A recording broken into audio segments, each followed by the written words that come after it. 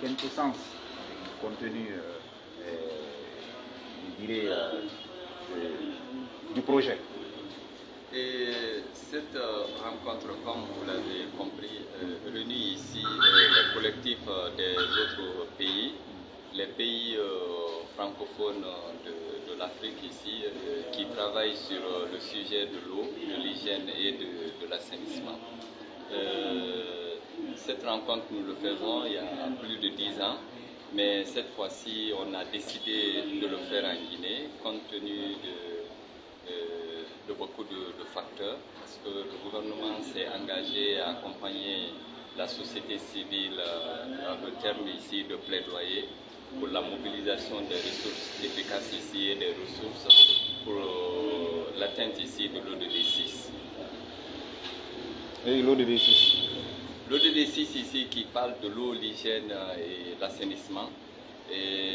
C'est un engagement ici du gouvernement de Guinée à mettre en œuvre ce ODD. Nous, en tant qu'acteurs ici de la société civile, nous avons décidé de faire le suivi ici de cet engagement qui concerne l'ODD6, mais aussi qui a un lien avec les autres ODD d'ici 2030. Ok, qu'est-ce qui va être fait et quelles seront vos attentes? Et pendant ces 6 jours ou ces 5 jours d'atelier, les organisations de la société civile vont voir réellement de façon très efficace comment faire la mise en œuvre de ces ODD dans chaque pays.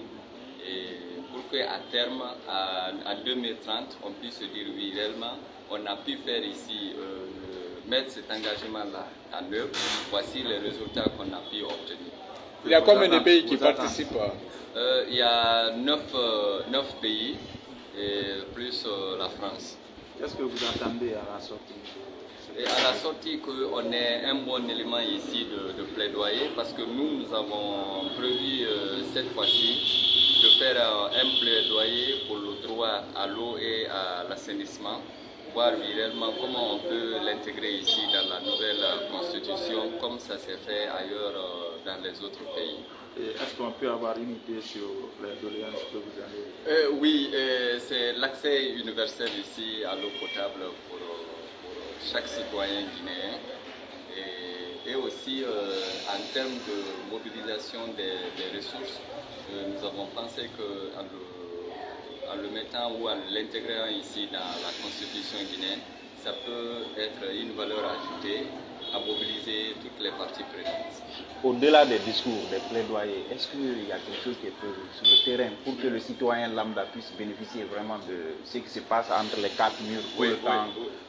Les beaux discours, on dit ça, atteindre tel. C'est ça. Sur le terrain.